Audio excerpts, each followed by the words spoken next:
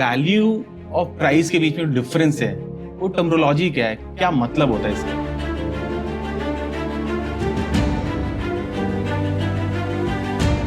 तो वैल्यूएशन में ये मैटर करता है कि पर्पस ऑफ वैल्यूएशन क्या है। कि अगर एक ही कंपनी की वैल्यूएशन कर रहे हो आप और आप पर्पस बदल दो, वैल्यूएशन चेंज हो जाता है। तो अब वहाँ पर क्या वैल्यू चेंज हो गई? नहीं, प्राइस चेंज हो गया।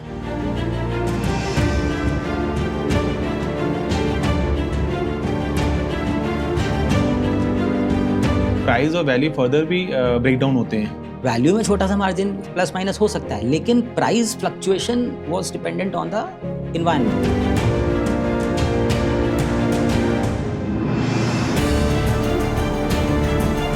प्राइस को इन्फ्लुएंस भी किया जा सकता है, प्राइस के अंदर इमोशनल फैक्टर भी आ जाते हैं, लेकिन वैल्यू आप क्रिएट करते हो। Hello everyone, welcome back to our channel pure value talks. आज हम जानेंगे, जैसे वो पता है कि हमारा जो पॉडकास्ट है ये बेसिकली वैल्यूएशन से रिलेटेड होता है। हम इसमें सारे डिटेल्स और सारे कॉन्सेप्ट्स को डिकोड करते हैं। अगर मैं आपसे कहूँ कि ज़्यादातर investors, founders, in fact CFO value को नहीं समझते, वैल्यू और प्राइस के बीच में डिफरेंस होता है उस चीज़ को नहीं समझते हैं। उनका एक ही टर्मिनोलॉजी होता है। इसी रीज़न से जो डील्स हैं वो फेल हो जाती है और जो बिजनेस में जो स्ट्रगल होता है ना, वो कहीं ना कहीं ज़्यादा बढ़ जाता है। आज हम जानेंगे सारे क्वेश्चंस के आंसर। चलिए बात करते हैं मिस्टर विक्रम शर्मा से। He is the founder and MD pure value, more than 25 experience national और इंटरनेशनल। तो sir welcome back once again. और ये जो वैल्यू और प्राइस के बीच में डिफरेंस है, वो टर्मिनोलॉजी क्या है, क्या मतलब होता है इसका, ये पहले आप बताइए। देखिए ऐसा राहुल कि अगर हम बात करें, पहली बात तो जितने भी फाउंडर्स हैं या फिर जो कॉरपोरेट हैं, उनके माइंड में ये बड़ा कन्फ्यूज़न रहता है कि क्या प्राइस और वैल्यू क्या ये सेम है या फिर इनमें डिफरेंस है, या फिर वो इंटरचेंजेबली इसको यूज़ करते हैं। ओके। लेकिन अगर हम इसको बहुत सिंपल टर्म्स में देखें तो मैं आपको एक एग्जांपल से स्टार्ट करूंगा इसे। कि सपोज़ करिए आप कोई प्रोडक्ट को लेने जाते हैं मार्केट में। सपोज़ एक लैपटॉप है, आप उसे परचेज़ करने जा रहे हैं और उसका जो सेल प्राइस है वो लाइक 1 लाख रुपीज़ है, ठीक है। लेकिन कंपनी ने क्या उस पर डिस्काउंट दे दिया आपको और वो आज आपको 80,000 मिल जाता है। ओके। तो आप देखिए, जो 1 लाख रुपए का प्राइस था आज की डेट में वो प्राइस 80,000 हो गया, ठीक है। बट क्या वैल्यू चेंज हुई? Okay, right. तो वैल्यू और प्राइस पहली बात सेम नहीं है, राइट। प्राइस चेंज होता रहेगा, राइट। अब वैल्यू भी डिपेंड करेगी कि वो लैपटॉप को कौन यूज़ करने वाला है। क्या वो स्टूडेंट को यूज़ करना है, क्या वो किसी एम्प्लॉई को यूज़ करना है, क्या वो किसी कंपनी के MD को यूज़ करना है। तो कौन यूज़ करने वाला है, किस लिए यूज़ करने वाला है और उसका उस चीज़ को लेकर के क्या परसेप्शन है, उस बेसिस पर डिपेंड करेगा कि उसका वैल्यू क्या है। ओके, ठीक है। तो सबसे पहले ये हम लोग समझते हैं कि जो वैल्यू है, वैल्यू का DNA क्या है, राइट। देखो, प्राइस एक अलग फैक्टर है, ठीक है। सबसे पहले थोड़ा सा वैल्यू के बारे में डिस्कशन करते हैं, उसके बाद मैं आपको प्राइस के बारे में बताऊंगा कि how it is different from the value, ठीक है। अगर मैं किसी भी चीज़ को इकोनॉमिक टर्म्स में अगर मैं उसको कुछ वर्थ देना चाहूँ, राइट, तो वो वर्थ अगर मैं दूंगा तो वो मैं वैल्यू उसको बोलूँगा, ठीक है। लेकिन मुझे कहीं पे एक जगह जाके उस वर्थ को लॉक करना होगा, ठीक है। मैंने कैलकुलेशन किया, मैंने एक प्रोडक्ट को या फिर किसी कंपनी को मैंने वैल्यू किया और वैल्यू करने के बाद मैं इस नतीजे पे पहुंचा कि इसकी वैल्यू मेरे हिसाब से 1 लाख रुपीज़ है, राइट। लेकिन किसी और के लिए शायद उसकी वर्थ इतनी ना हो, या फिर किसी के लिए इसकी जो वर्थ है, इकोनॉमिक वर्थ, उससे कहीं ज़्यादा हो, ठीक है।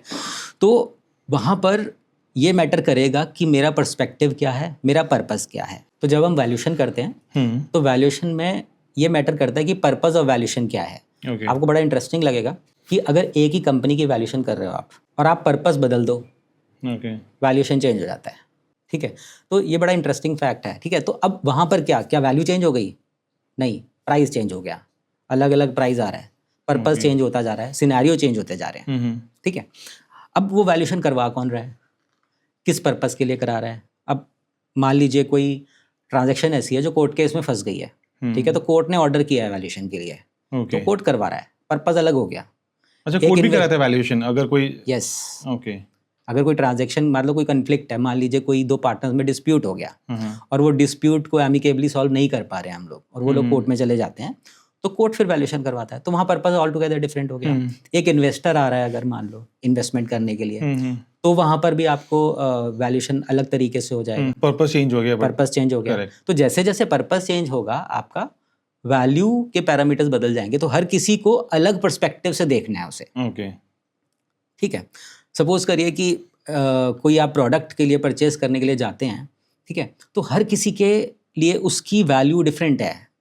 कोई उसको मे बी सोशल मीडिया के लिए यूज़ करना चाहता है, कोई उसको एजुकेशन पर्पस के लिए यूज़ करना चाहता है, कोई उसको बिजनेस के लिए यूज़ करना चाहता है, तो सबके लिए वैल्यू डिफरेंट है। ओके, राइट, तो दिस इज फर्स्ट थिंग। जैसा कि वॉरेन बुफे ने बोला कि प्राइस इज व्हाट यू पे and value is what you get. Okay, पैसे तो आपने दे दिए किसी चीज़ को लेकर के, लेकिन वैल्यू तो उसके बाद आपको उसके बदले में क्या मिल रहा है, राइट? आप उसको कितना निकाल पाते हो उसमें से, एक्सट्रैक्ट कर पाते हो।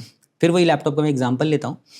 एक ही लैपटॉप को 2 अलग अलग एम्प्लॉयज़ ने यूज़ किया, राइट, लेकिन एक एम्प्लॉय उससे ज़्यादा रेवेन्यू जनरेट कर देता है, दूसरा ज़्यादा नहीं जनरेट कर पाता, तो दोनों से वैल्यू डिफरेंट निकल के आ रही है। करेक्ट। ठीक है, अब थोड़ा सा प्राइस को भी समझते हैं, राइट।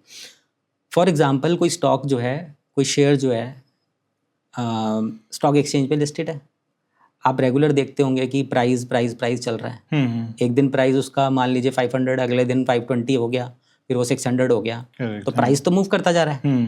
तो क्या वैल्यू रोज बदल रही है? नहीं, वैल्यू नहीं बदल रही रोज, प्राइस मूव कर रहा है। अब प्राइस में भी बहुत सारी चीज़ें हो गई, क्लोजिंग प्राइस है, ओपनिंग प्राइस है, तो उसके भी बहुत सारे वर्जन्स हो सकते हैं। तो सबसे पहले हमें यही समझना चाहिए कि value is different from price, और वैल्यू समझनी क्यों है। किसी भी बिजनेस के एंगल से अगर हम देखें, वैल्यू क्यों समझना है? क्योंकि हमें वैल्यू एडिशन करना है, वैल्यू क्रिएट करना है। अगर वैल्यू नहीं है तो आप ऐसा क्या करें अपने बिजनेस में कि उससे आप ज़्यादा रेवेन्यू जनरेट करें। तो ज़्यादा रेवेन्यू कब जनरेट करोगे? जब आप उसमें कुछ वैल्यू क्रिएट करोगे। ठीक है, कस्टमर्स जो हैं, आपके जो कंज्यूमर्स हैं, उनको आपके प्रोडक्ट में दूसरों के कंपैरेटिवली अगर कुछ ज़्यादा लगेगा तभी वो आपके पास आएगा। ठीक है, तो आपने जो वैल्यू क्रिएट किया, ठीक है, तो ये समझना हमारे लिए ज़रूरी है कि कितना इनपुट कहाँ लगाना है आपको, ताकि आपका वैल्यू क्रिएशन हो। और अल्टीमेटली वैल्यू से ज़्यादा इम्पैक्ट आएगा। प्राइस तो डोमिनेट किया जा सकता है, प्राइस को इन्फ्लुएंस भी किया जा सकता है। ठीक है, प्राइस के अंदर इमोशनल फैक्टर भी आ जाते हैं, लेकिन वैल्यू आप क्रिएट करते हो। ठीक है, किसी भी बिजनेस के अंदर आज की डेट में आप देखो कि अगर एक ही सेक्टर का स्टॉक है, वो मान लीजिए मोटर्स में जैसे मारुति का स्टॉक ले लीजिए, टाटा मोटर्स का ले लीजिए, या फिर किसी XYZ, सबके अलग अलग क्यों है? सब गाड़ी बना रहे हैं, करेक्ट, लेकिन सबकी नज़र में टाटा ब्रांड अलग है, वैल्यू, यस, डिफरेंट वैल्यू है। मारुति अलग वैल्यू है। आप जगुआर में चले जाते हैं, वो अलग वैल्यू हो जाता है। आप किसी और XYZ कंपनी में, किया में चले जाते हैं, अलग प्रोडक्ट हो गया, तो फिर वो अलग। तो आप हर गाड़ी को एज ए ट्रांसपोर्ट का व्हीकल नहीं देख रहे हो, आप सब में अलग वैल्यू देख रहे हो। अब वही आप मर्सिडीज देखते हो तो अलग क्यों हो जा रहा है? सभी तो आपको ट्रैवल करवा रहे हैं एक जगह से, वैल्यू, राइट। आपको कुछ ना कुछ बेनिफिट एक्स्ट्रा मिल रहा है, कुछ ना कुछ ऐसा वैल्यू एडिशन मिल रहा है, प्रीमियम आपको नजर आ रहा है, तभी आप उसके लिए एक्स्ट्रा पे कर रहे हो। तो यहाँ पर ये वैल्यू और प्राइस के बीच में डिफरेंस समझना इसलिए ज़रूरी है ताकि हम रेगुलर अपने बिजनेस के अंदर उस वैल्यू को एडिशन करें, उसमें वैल्यू को क्रिएट करें, ताकि हमारा बिजनेस रेगुलर लेवल पे ग्रो करे। तो ये हमने समझा कि देखो बेसिकली ज़रूरी क्यों है। ठीक है, वैल्यू और प्राइस का एक बेसिक डिफरेंस हमने समझ लिया। लेकिन अब इसके अगर और डीप में चले जाएं तो किसी एक बिजनेस में ज़्यादा वैल्यू क्यों आ रही है? क्योंकि वो ज़्यादा कमा के दे रहा है, करेक्ट। ठीक है, आपके 4 बच्चे हो सकते हैं, हो सकता है एक बच्चा आपका ज़्यादा कमा के दे रहा हो, आपके 4 बिजनेस हो सकते हैं, आपका एक बिजनेस आपको ज़्यादा कमा के दे रहा है, उससे कैश फ्लोज ज़्यादा आ रहे हैं। ओके, ठीक है, तो अगर वो कैश फ्लो ज़्यादा आ रहे हैं तो इन्वेस्टर या फिर जो मार्केट प्लेयर्स हैं वो देख रहे हैं कि हाँ यार, ये तो रेगुलर बेसिस के ऊपर ज़्यादा रेवेन्यू जनरेट कर रहा है, तो कहीं ना कहीं एक पॉजिटिव साइन है। ठीक है, सेकंड चीज़ क्या है कि फ्यूचर उसका पोटेंशियल नज़र आता है कि हाँ यार, आज जिस लेवल पे ये ग्रो कर रहा है, अगर इसके अंदर कुछ और फैक्टर्स ऐड किए जाएं या फिर इसके फ्यूचर को अगर प्रेडिक्ट किया जाए तो ये दिखता है कि आगे जा कर के बेटर रिजल्ट दे सकता है। फॉर एग्ज़ाम्पल, आज कोई भी कंपनी है वो टेक्नोलॉजी साइड पे जा रही है, ठीक है, बेशक किसी को पता है नहीं पता है, AI सबने सुन लिया, बिल्कुल, हाँ, ठीक है, तो AI आ जाने से ही आप मानोगे नहीं कि वैल्यूएशंस जंप करती हैं। ओके, ठीक है, पहले तो सिर्फ टेक्नोलॉजी साइड पे ही हम देखते थे कि AI ऐड हो रहा है, ठीक है, लेकिन अब क्या सर्विस सेक्टर में भी AI आता जा रहा है, ठीक है, तो वहाँ पर भी हमने देखा कि वैल्यूएशन जो है जंप ले रही है। ठीक है। तो आपने क्या उसके अंदर वैल्यू एडिशन, मतलब क्या उसमें एक्स्ट्रा चीज़ आपने डाल दी जिससे उसका वैल्यू इंक्रीज कर गया। तो ये सब फैक्टर्स को हमें ध्यान में रखना है। दूसरी चीज़, आप ऐसे समझो, मान लीजिए कोई ऐसा सेक्टर है जिसके अंदर AI इम्प्लीमेंट ही नहीं हो सकता, तो ये उसके लिए हर्डल भी है। तो ये बाकी मे बी सेक्टर से उस सेक्टर को नीचे ला सकता है। अगर मैं टेक्नोलॉजी का हेल्प नहीं ले पा रहा और एक दूसरे सेक्टर में ले पा रहा हूँ, तो वहाँ पर भी डिफरेंसेस आ जाते हैं। फॉर एग्जांपल, अगर आप टेक्नोलॉजी ड्रिवन कंपनीज आज के टाइम में देखें तो उनके जो वैल्यूएशन के मल्टीपल हैं हायर हैं। वैल्यूएशन के मल्टीपल का मतलब यहाँ पर ये हो गया कि अगर एक कंपनी का जो रेवेन्यू 100 है और AI की कंपनी है और उसको 5 का मल्टीपल सपोज मिल जाता है, तो 500 उसकी वैल्यूएशन हो जाएगी। लेकिन अगर AI उसमें नहीं होगा तो शायद उसको 2 का मल्टीपल है, उसकी वैल्यूएशन 200 होगी। मैं एग्जाम्पल ले रहा हूँ, ठीक है। I am not talking about pure numbers right now, but यहाँ पर इतना डिफरेंस इसके अंदर क्रिएट हो सकता है अगर आप एक सिंपल सा सेक्टर ही चेंज कर देते हो। ठीक है, तो एक ये फैक्टर हो जाएगा। इसके बाद जो भी कंपनी वो प्रोडक्ट बना रही है, ठीक है, अब वो प्रोडक्ट की यूटिलिटी कितनी है, ठीक है, क्या वो प्रोडक्ट जो है बहुत ज़्यादा डिमांड में है मार्केट में। अगर बहुत ज़्यादा डिमांड में तो ऑब्वियसली उसका वैल्यू हायर होगा एज़ कम्पेयर टू अदर्स। ठीक है, तो ये सब छोटे छोटे फैक्टर्स हैं, वो हमें देखना है। प्लस स्कार्सिटी कितना है, फॉर एग्जांपल गोल्ड, ठीक है, कोई एक लिमिटेड है गोल्ड हमारे पास, राइट। तो स्कार्सिटी एक बहुत बड़ा रीज़न है उसकी वैल्यू। आप देखो गोल्ड बढ़ता जा रहा है, ठीक है, क्योंकि लिमिटेड है। तो जब मार्केट में ये न्यूज़ होती है कि हाँ यार ये चीज़ स्कार्सिटी है, इस चीज़ की, ये कम अवेलेबल है, तो ऑब्वियसली उसका प्राइस ऊपर जाना है। तो मैं उसको यहाँ पर इस तरह से कंक्लूड करना चाहूँगा। एक बहुत बढ़िया मैं आपको एग्जांपल देता हूँ। जब कोविड का टाइम आया, 2020 से स्टार्ट हुआ, ठीक है, तो सारे स्टॉक्स प्राइस गिर गए। हाँ, प्राइस गिरा, वैल्यू नहीं गिरी। ओके, हाँ, प्राइस ऑलमोस्ट सबका गिरा था। ठीक है, तो टाटा मोटर्स गिरा, SBI गिर गया।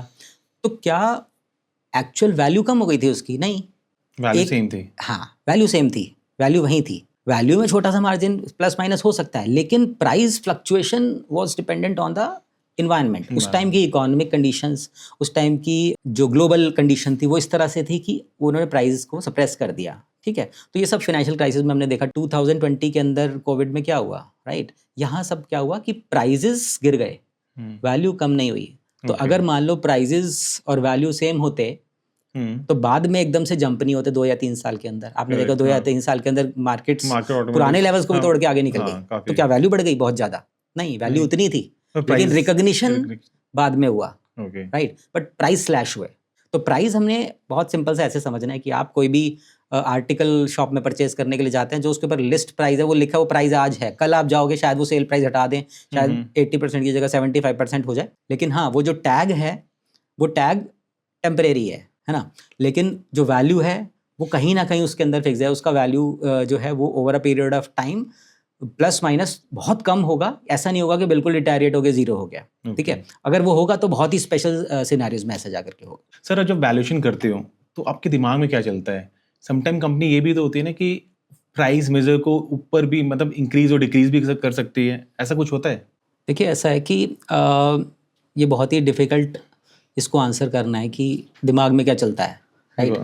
तो जब हम लोग वैल्यूएशन करते हैं तो हम लोग बहुत ज़्यादा इस चीज़ पे ध्यान रखते हैं कि हमें क्या इनपुट्स दिए जा रहे हैं। ओके, ठीक है, कुछ इनपुट्स जो ऐसे होते हैं कि वो विजिबल हैं, जो बैलेंस शीट में नज़र आ रहे हैं आपको। ठीक है, कुछ इनपुट्स जो हैं जो प्रोमोटर्स से आ रहे हैं, कुछ इन्फॉर्मेशन ऐसी है, इनपुट्स ऐसी है जो मार्केट से आ रही है। ओके, तो हमारा काम क्या है, being a valuer, we need to dig deeper.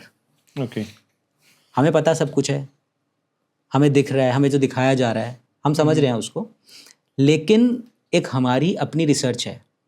Okay, ठीक है, तो जो एक वैल्यूअर है कहीं ना कहीं देखो वो फिलोसफर भी है, वो साइंटिस्ट भी है, वो एक डिटेक्टिव भी है। ओके, तो तीनों का कॉम्बिनेशन लेके उसे चलना पड़ेगा। अच्छा, क्योंकि मान लीजिए आप फाउंडर हैं, आपका एक इमोशनल अटैचमेंट है अपने बिजनेस के साथ, तो आपको अपने बिजनेस में कोई कमी नज़र नहीं आएगी। जैसे कि किसी को अपने बच्चे में कोई बुराई नहीं लगती। बिल्कुल, ठीक है, तो सेम होता है। आई हैव सीन दिस कि फाउंडर्स को अपनी कंपनी लगता है कि यार ये तो बेस्ट है, ये मल्टी डॉलर आइडिया है। कभी ऐसा इंसिडेंट हुआ है कभी कि इमोशन ज़्यादा कनेक्ट हो या फिर? हाँ, इमोशनली क्या होता है कि देखिए, जब हम लोग किन्हीं फाउंडर से बात करते हैं तो वो कहते हैं कि यार हमें पता है कि इसकी वैल्यू बहुत अच्छी है या वैल्यूएशन इसकी बहुत ज़्यादा है।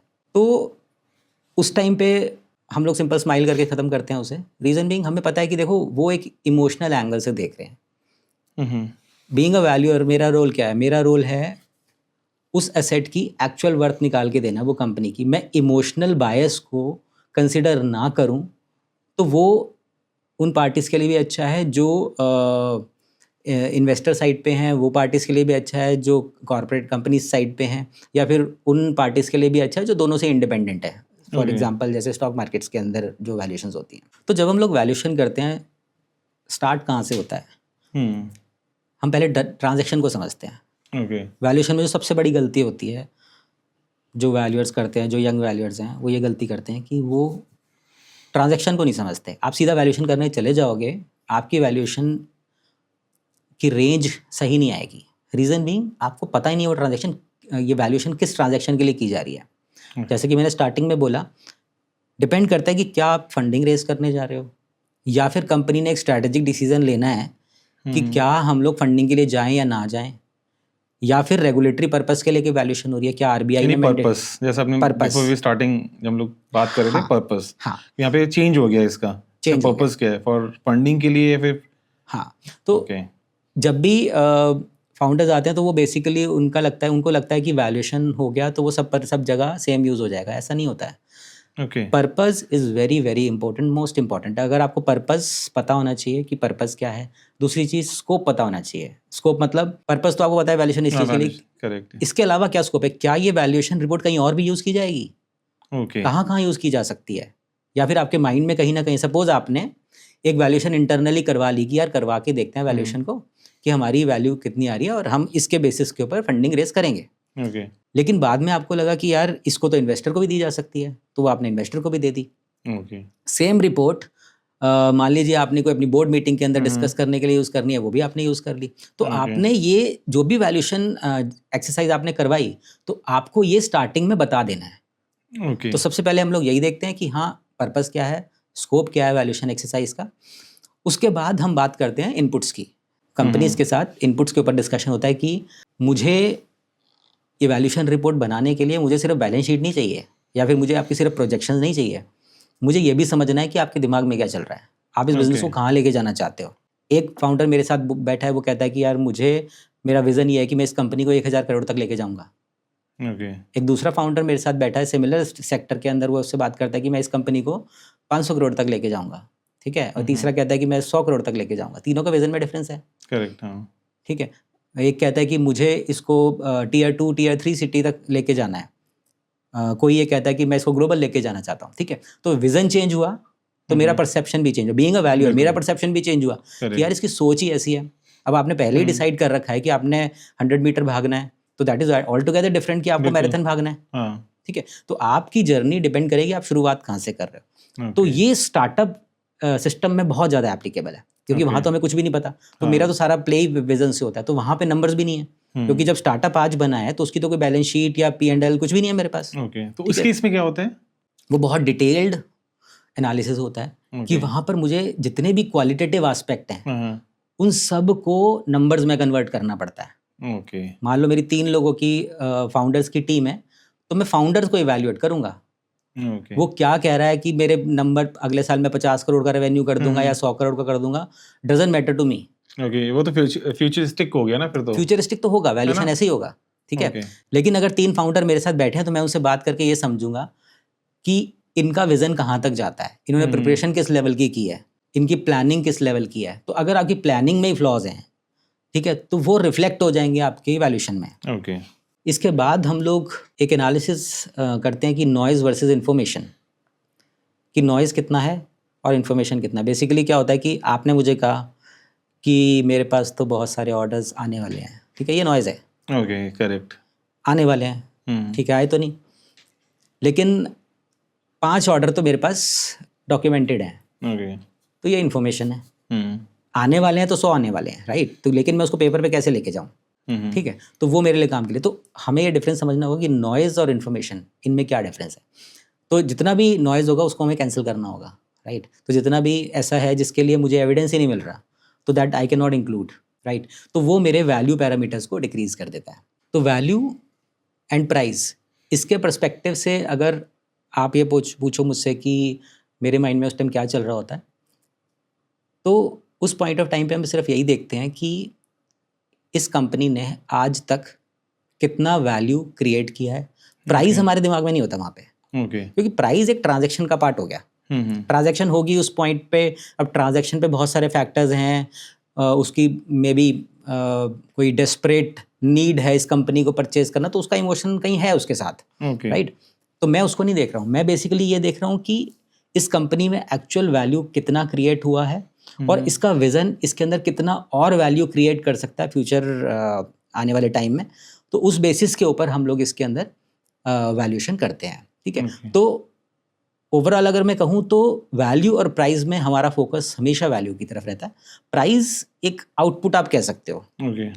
किसी भी चीज़ को वैल्यू करते हैं तो हर चीज़ में हम देखो, कंपनी को तो चेक करते ही करते हैं, हम खुद को भी चेक करते हैं कि क्या मैं जो अजम्पशंस लेने जा रहा हूँ क्या वो जस्टिफाइड हैं, क्या ये जो मैं रिपोर्ट बना रहा हूँ, जब मैं इसको मान लो सपोज मुझे कोर्ट में प्रेजेंट करना पड़ गया, तो क्या मैं अपनी रिपोर्ट को डिफेंड कर पाऊँगा?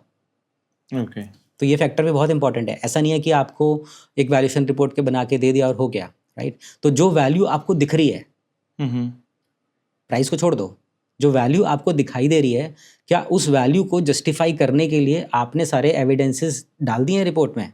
So that is what goes in my mind when while doing the valuation. Sir ये तो समझ में आ गया प्राइस और वैल्यू के बीच में क्या क्या डिफरेंस है, बट प्राइस और वैल्यू फर्दर भी ब्रेक डाउन होते हैं, उसकी डिटेल्स क्या है, मतलब उसको हम कैसे समझ सकते हैं? तो देखिए, इसमें दो कॉन्सेप्ट जो हम अभी समझ रहे हैं वो है वैल्यू और प्राइस। तो जो प्राइस वाला है वो थोड़ा लाइट है, पहले मैं वो बता देता हूँ। जो प्राइस है मैंने आपको बताया कि देखो वो ट्रांजैक्शन प्राइस हो सकता है, वो मार्केट प्राइस हो सकता है, ठीक है? वो कोई जैसे आप स्टॉक मार्केट में देखते हो तो क्लोजिंग प्राइस, तो वो प्राइस एक जस्ट लाइक ए टैग, ठीक है? लेकिन वो एक सिर्फ एक लिस्ट की तरह, मतलब लिस्टिंग के लिए लिस्ट प्राइस की तरह हो गया, ठीक है? लेकिन वैल्यू थोड़ा सा डीपर है और ये डिपेंड करता है कि आप किस एंगल से या फिर किस लेंस से उसको देख रहे हो, ठीक है? अगर आप उसको रिपोर्टिंग के एंगल से देख रहे हो या रिपोर्टिंग के लेंस से देख रहे हो, आप एक रेगुलेटरी बॉडी हो उसके एंगल से देख रहे हो, तो वो फेयर वैल्यू के अंडर आता है, ठीक है?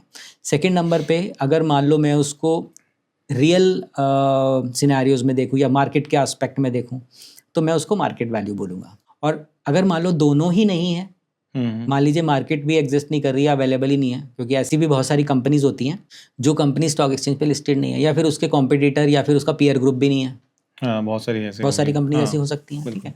तो उनको हम लोग इंट्रिंसिक वैल्यू से इवैल्यूएट करते हैं। फॉर एग्जांपल स्टार्टअप है, तो स्टार्टअप को इवैल्यूएट करने के लिए हम लोग जनरली इंट्रिंसिक वैल्यू ही कैलकुलेट करते हैं। ये काफ़ी मैं पहली बार सुना है वर्ड। हाँ, मतलब वैल्यूएशन के पर्सपेक्टिव से अगर आप देखें तो फेयर वैल्यू फिनेंस प्रोफेशनल्स ने सुना होता है, ठीक है? अगर आप रेगुलर फिनेंस पढ़ते हैं या फिर आपने अपना कहीं भी करिकुलम में आपका रहा, तो फिर कहीं ना कहीं आपने इंट्रिंसिक भी ज़रूर सुना होगा। प्राइस का मैंने आपको बता दिया। देखिए, जब आप फॉरेन एक्सचेंज को देखते हैं तो बिड एंड आस्क प्राइस भी होता है, ठीक है?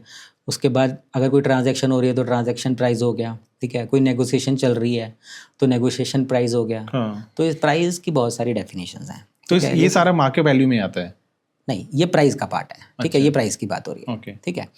लेकिन अगर हम लोग वैल्यू बोले कि 3 तरह की वैल्यू कौन कौन सी आ रही है यहाँ पे, तो वो है fair value, market value and intrinsic value. तो सर आपने 3 तरह की वैल्यू बताई, राइट? तो फेयर वैल्यू क्या होती है वो बताइए, वो क्या होता है? देखिए, इसको समझने के लिए ना हमें ये समझना पड़ेगा कि ये किसको चाहिए, क्यों चाहिए, ठीक है?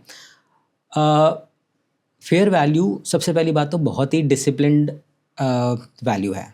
अब डिसिप्लिन क्यों है? क्योंकि इसके लिए ऑलरेडी अकाउंटिंग स्टैंडर्ड्स सेट हैं, ठीक है? रेगुलेटरी अथॉरिटीज़, बेशक वो आरबीआई है या फिर सेबी है या फिर मिनिस्ट्री ऑफ कॉर्पोरेट अफेयर्स है या फिर फेमा के लॉज हैं, तो आरबीआई के लिए जो रिक्वायरमेंट है, तो उन सब की गाइडलाइंस हैं जो गाइडलाइंस आपको फॉलो करनी होगी, ठीक है? जैसे कि अकाउंटिंग स्टैंडर्ड है, जैसे कि IFRS 13 है या फिर इंड AS 113 है। तो ये दोनों स्टैंडर्ड्स के अंदर आपको सब गाइडलाइंस डिफाइंड है कि आपको अगर किसी वैल्यूएशन को करना है, एक स्पेसिफिक टाइप की वैल्यूएशन को आपको करना है, तो कौन सा मेथड आप यूटिलाइज करेंगे, ठीक है। तो उन मॉडल्स को यूज़ करके ही आप वैल्यूएशन कर सकते हो। तो पहली बात है बहुत ही डिसिप्लिन्ड है, स्टैंडर्ड्स ऑलरेडी डिफाइंड है, ठीक है, और ये रेगुलेटरी पर्पजेस के लिए ज़्यादा यूज़ होता है। तो इसलिए हम इसको ये कहते हैं कि फिनेंशियल रिपोर्टिंग लेंस जो है हमारा, हम उस एंगल से इसको देखते हैं। और जो रेगुलेटरी बॉडीज़ हमसे डिमांड करती हैं कि हाँ इस अकाउंटिंग स्टैंडर्ड के अकॉर्डिंग वैल्यूएशन करना है, तो वहाँ पर आपको सिर्फ उसी फॉर्मेट में वैल्यूएशन करके देना होगा। ओके। तो जो हमारा फेयर वैल्यू है, फेयर वैल्यू कहीं ना कहीं that is driven by the standards और अकाउंटिंग स्टैंडर्ड्स। सेकंड नंबर पे लॉ ये भी बोलता है, इसमें फेयर वैल्यू ये भी बोलता है कि ये जो ट्रांजैक्शन है ये ऑर्डरली ट्रांजैक्शन होनी चाहिए। अब ऑर्डरली ट्रांजैक्शन का मतलब क्या हो गया कि इसके अंदर कोई कंपल्शन नहीं होगा, ठीक है, आप इस जो ट्रांजैक्शन को कर रहे हैं, ठीक है, ये कंपल्शन नहीं होगा। दूसरा, ये डिस्ट्रेस नहीं होना चाहिए, इस ट्रांजैक्शन को करने के लिए कोई डेस्परेशन नहीं है, और इस ट्रांजैक्शन को करने के लिए कोई अर्जेंसी भी नहीं है। तो orderly transaction between the market participants. अब मार्केट पार्टिसिपेंट कौन हो सकता है कि जो उस ट्रांजैक्शन के दायरे में जो मार्केट्स आ रही हैं, ठीक है। सपोज अगर कोई ट्रांजैक्शन स्टॉक एक्सचेंज के अराउंड हो रही है तो वो भी एक मार्केट पार्टिसिपेंट हो गया। मान लीजिए बीच में बैंक इन्वॉल्व है तो वो भी मार्केट पार्टिसिपेंट हो गया, ठीक है। तो orderly transactions between the market participants. Next है highest and best use. Highest and best use ये बोलता है कि जो ट्रांजैक्शन है वो फिनेंशियली फिजिबल होना चाहिए, फिजिकली पॉसिबल होना चाहिए और लीगली अलाउड होना चाहिए, ओके, ठीक है। तो इन सब पैरामीटर्स पे अगर कोई ट्रांजैक्शन होती है और हम कोई वैल्यू उस बेसिस पे निकालते हैं तो उसको हम लोग फेयर वैल्यू कंसिडर करते हैं। और जितनी रेगुलेटरी अथॉरिटीज़ हैं वो आपसे यही चाहते हैं कि आप जो भी ट्रांजैक्शंस उनको रिपोर्ट करने जा रहे हैं वो फेयर वैल्यू के अराउंड हो या फिर exactly as per their guidelines.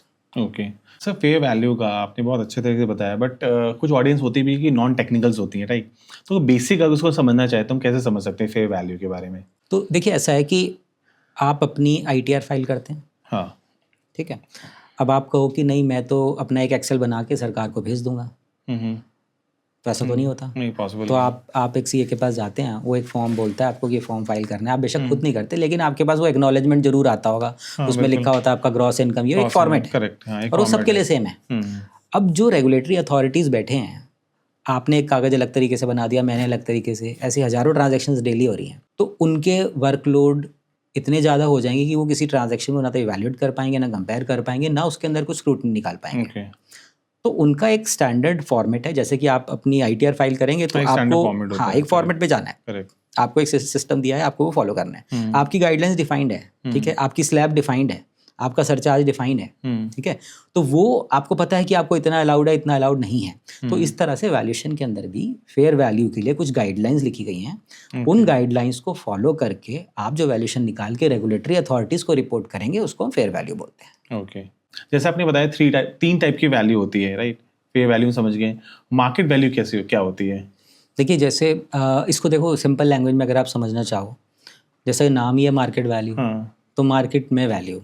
Okay, अगर आप किसी मार्केट में जाके बैठ जाएं और उस जगह पे आप उस प्रोडक्ट की वैल्यू निकाल रहे हैं उसी चीज़ की मार्केट में, तो आप उसको मार्केट वैल्यू कह सकते हो, ठीक है। फॉर एग्जांपल जो स्टॉक एक्सचेंज में शेयर्स हैं, ठीक है, तो आज अगर उसका एक ट्रेड आप देखो तो उस ट्रेड के अंदर वो एक प्राइस के ऊपर मूव कर रहा है, ठीक है, तो उस पॉइंट ऑफ टाइम पे उसका एक वो मार्केट वैल्यू है, मार्केट का वैल्यू है, ठीक है। तो अगर आप मार्केट के पर्सपेक्टिव से देखें तो वहाँ पर जो गेम है वो डिमांड सप्लाई का है, ठीक है। तो कुछ उसको बेचना चाहते हैं, कुछ उसको परचेज करना चाहते हैं, ठीक है।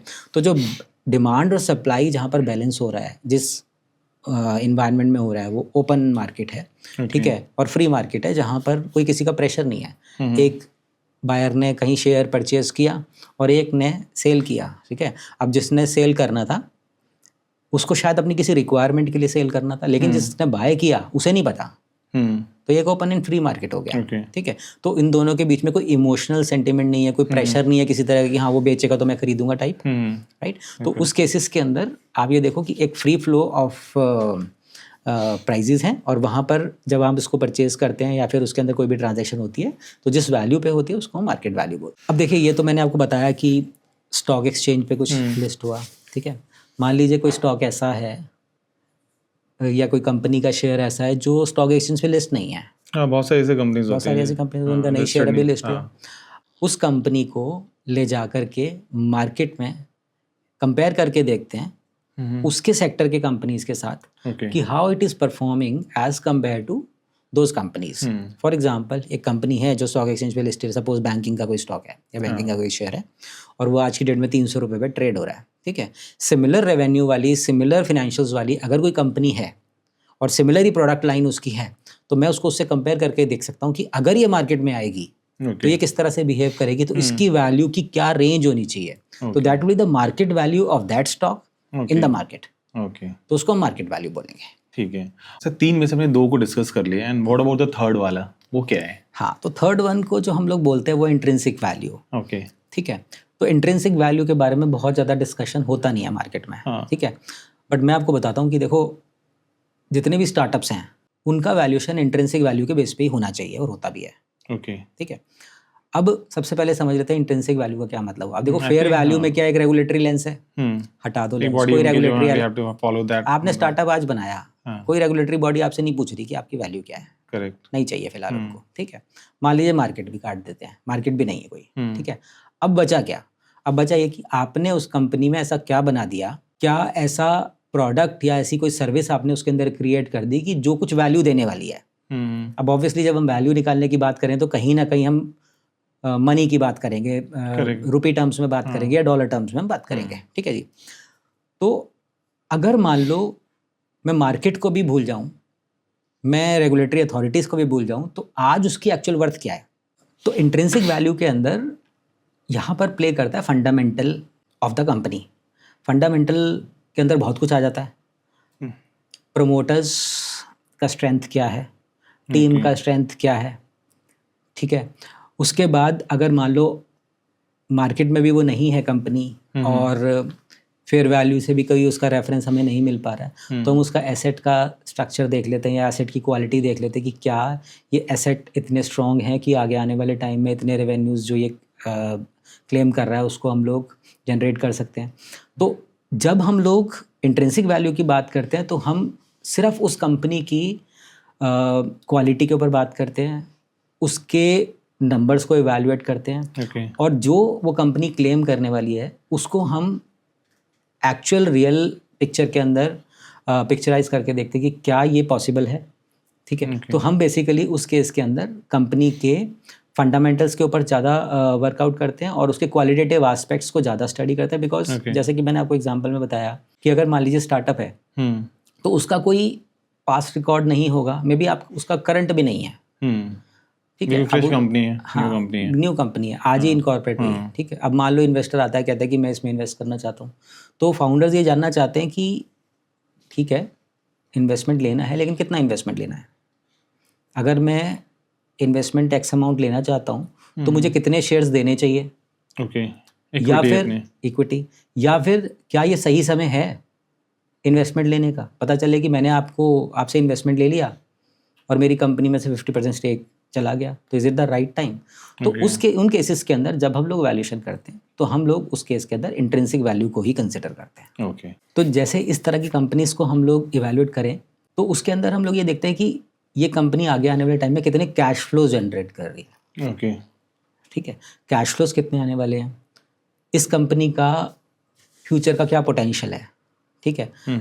Irrespective of the claim of the founders कि वो क्या कहते हैं, आपको भी अपने लेवल पे इवैल्यूएट करना होता है कि ये जो क्लेम कर रहे हैं इसका एक्चुअल पोटेंशियल कितना है, तो वो मार्केट रिसर्च के थ्रू आप पता लगाते हैं, ठीक है।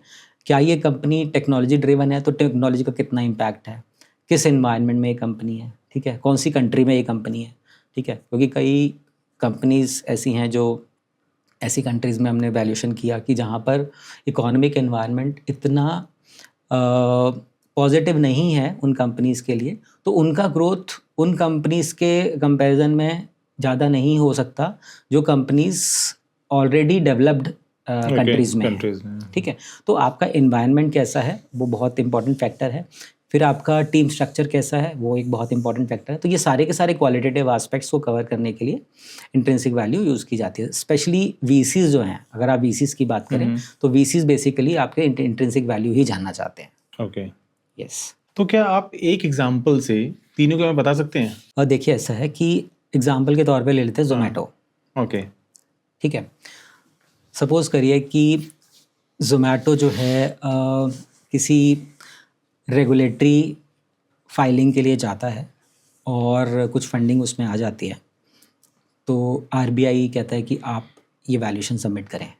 ठीक है, तो जो वो वैल्यूएशन जाएगी वो फेयर वैल्यू के बेसिस पे जाएगी। ओके, तो जो आरबीआई के फेमा के कंप्लाइंसेस हैं या जो भी उनके स्टैंडर्ड्स हैं, उन स्टैंडर्ड्स के बेसिस के ऊपर ये वैल्यूएशन निकाली जाएगी। ये फेयर वैल्यू आपकी निकल जाएगी। फर्स्ट स्टेप नहीं, फर्स्ट स्टेप नहीं, रेगुलेटरी पर्पस से अगर आप फेयर वैल्यू की बात कर रहे हो तो फेयर वैल्यू आपने उन स्टैंडर्ड्स को फॉलो करके निकाल लिया। ठीक है, लेकिन आज की डेट में जोमेटो तो ऑलरेडी मार्केट में ट्रेड हो रहा है। अब आप कहोगे वैल्यू तो वही ले लेते हैं। ठीक है, लेकिन वो वैल्यू मार्केट वैल्यू है, क्योंकि आज 100 रुपये हो गई सपोज किसी स्टॉक की वैल्यू, कल 200 रुपये है या फिर 150 रुपये, तो वो उसकी वैल्यू है। तो जोमेटो की जो वैल्यू आज है वो कल अलग हो जाएगी। तो मार्केट वैल्यू किसी पॉइंट ऑफ टाइम पे जो होगी वो उसकी मार्केट वैल्यू कह देंगे हम लोग। ठीक है, अब मान लीजिए दोनों ही एग्जिस्ट नहीं करते हैं या फिर कोई ऐसा ट्रांजेक्शन कंपनी में हो रहा है जिसके अंदर ये दोनों ही एप्लीकेबल नहीं है। For example ESOP, employee stock option plan होता है जिसके अंदर एम्प्लॉयज़ को कुछ स्टॉक दिए जाते हैं as a part of their compensation. तो वहाँ पर all together a different standard है और वहाँ पे हम लोग इंट्रिंसिक वैल्यू के बेसिस पे कि कंपनी ने कितना रेवेन्यू जनरेट किया, क्योंकि ये स्टॉक जो है ये एम्प्लॉयज़ को दिए जाएंगे, तो इसमें ये देखा जाता है कि कंपनी ने कितने एफर्ट लगाए और जो एफर्ट है उसके अंदर कहीं ना कहीं एम्प्लॉय का भी कॉन्ट्रीब्यूशन है। ठीक है, तो जो रेवेन्यू जनरेट हुए एम्प्लॉयमेंट के बाद और जितना प्रॉफिट्स आ रहे हैं या फिर आगे आने वाले टाइम में हमारा ग्रोथ होने वाला है या फिर जो भी हम लोग फंडामेंटल बेसिस के ऊपर जो अपनी वैल्यू निकालना चाहें, तो वो वैल्यू हमारी इंट्रिंसिक वैल्यू। तो अगर सेम कंपनी को आप देखो तो ईसॉप के लिए जो वैल्यूएशन निकल रही है आपकी वो इंट्रिंसिक वैल्यू है। जो स्टॉक एक्सचेंज के ऊपर आप देख रहे हो वो मार्केट वैल्यू है और जो वैल्यू आप रेगुलेटरी अथॉरिटीज़ को रिपोर्ट कर रहे हो वो हमारी फेयर वैल्यू है। ओके, तो ये तीन आप इसमें समझ सकते हो और ये लगभग आप देखो कि मैक्सिमम कंपनीज के ऊपर एप्लीकेबल रहता है। तो सारी कंपनी फॉलो करती है फेयर वैल्यू को। फेयर वैल्यू रेगुलेटरी के लिए जाती है, रेगुलेटरी के लिए जाना है तो आपको फॉलो करना है। तो सारी कंपनी जाती हैं, ये कंपलसरी होता है रेगुलेटरीज के लिए? देखो, अगर आप उस ट्रांजैक्शन के एम्बिट में आते हो और ऐसी कोई ट्रांजैक्शन कर रहे हैं जिसके अंदर रेगुलेटरी बॉडीज को रिपोर्ट करना जरूरी है। ओके, किस केस में होता है सबसे ज्यादा? देखिए, आप फंडिंग के लिए जाएंगे। ओके, जब हमें फंड की जरूरत होती है, फंडिंग के लिए जाएंगे, आप कोई शेयर्स इशू कर रहे हैं। ठीक है, इवन ट्रांसफर के केस के अंदर भी अगर है तो आप कुछ भी ट्रांजैक्शन अगर आप करें तो कुछ भी कैपिटल स्ट्रक्चर के अंदर अगर आप चेंज कर रहे हो तो मोस्ट ऑफ द टाइम आपको रेगुलेटरी अथॉरिटीज को रिपोर्ट करना होता है। और क्योंकि जब स्टॉक एक्सचेंज में लिस्ट आप हो गए हो तो ऑटोमेटिकली आप सेबी के स्कैनर में तो आ ही गए हो। ठीक है, तो जहाँ पर उसकी रिक्वायरमेंट है वो आपसे वैल्यूएशन मांगेगा। ओके, तो सर आपने 3 तरह के वैल्यू बताया, right? Fair value, market value, और फॉर एग्जांपल अगर हम ये एक कंपनी के लिए नहीं डिफरेंट टाइप की वैल्यू निकल जाएगी एक ही कंपनी की, हम 3 तरह से वैल्यू निकाल सकते हैं?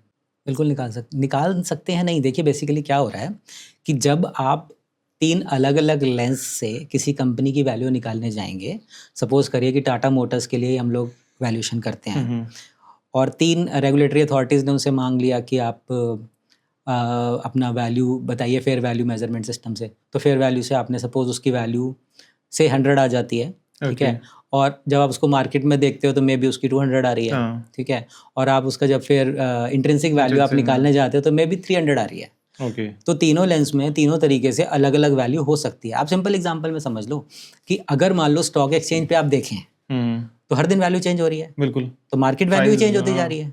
Forget about fair value and intrinsic value. Intrinsic value तो डिपेंड करेगी क्या क्या फैक्टर्स आप लेके आए। अब वो फैक्टर्स तो मार्केट तक पहुंचने में टाइम लग रहा है ना, तो मार्केट वैल्यू उसके बाद फ्लक्चुएट होगी। ठीक है, तो एक कंपनी की एक पॉइंट ऑफ टाइम पे 3 वैल्यू हो सकती है। डिपेंड करता है कि आपको कौन सी वाली वैल्यू किस पर्पस के लिए किसको दिखानी है। तीनों का मोड अलग होता है, तीनों का पर्पस अलग होता है। तीनों का पर्पस अलग होता है। ओके, तो सर ये तो बहुत इंटरेस्टिंग है, मतलब कि एक कंपनी के हम 3 तरह से वैल्यू निकाल सकते हैं, बट हमारा जो पर्पस है वो आता है पर्पस, मतलब पर्पस हमारा क्या है, फॉर द फंडिंग और द मार्केट और समथिंग एल्स। तो बहुत इंटरेस्टिंग लगा सर ये, मतलब पहली बार मैंने इस चीज़ को इनफैक्ट आपने इतने अच्छे तरीके से बताया विद पूरा डिटेल के साथ कि वैल्यू और प्राइस के बीच में डिफरेंस क्या होता है। राहुल, इसमें मैं एक चीज़ और ऐड कर दूं कि अभी तो आप ये कह रहे हो कि 3 वैल्यू, इवन आप मार्केट वैल्यू भी निकालने जाएंगे अलग अलग मेथड, तो सबसे अलग अलग आएगी। ओके। तो जितने मेथड लगाते जाएंगे, जितनी मेथडोलॉजी लगाई जाएंगी, सबकी वैल्यूज अलग अलग आएंगी। उसके बाद एक्चुअल में वैल्यूअर का रोल होता है कि कौन सी वैल्यू आपको पिक करनी है और कितना पिक करनी है। उसमें आता है पर्पस इंपॉर्टेंट है। ओके।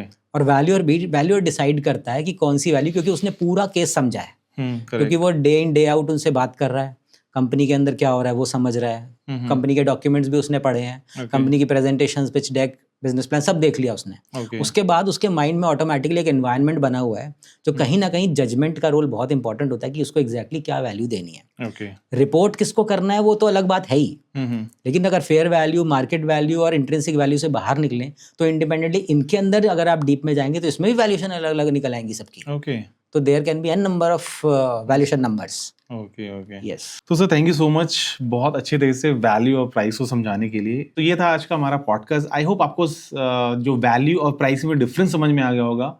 और आपके मन में कोई भी क्वेश्चंस हैं, कोई भी आपके मन में डाउट है, तो आप डायरेक्टली कमेंट करके पूछ सकते हो। और इनफैक्ट अगर आप कंपनी अपनी स्टार्टअप रन कर रहे हो या फिर मैच्योर कंपनी है या फिर CEO और CFO, तो डायरेक्टली आप हमारी ऑफिशियल वेबसाइट है, दैट इज purevalueglobal.com, और वहाँ पे जाकर विजिट कर सकते हो। और जितने भी आपके डाउट्स हैं, जो भी मन में क्वेश्चंस हैं, आप चेकआउट कर सकते हो। तो keep watching pure value talks. Thank you so much.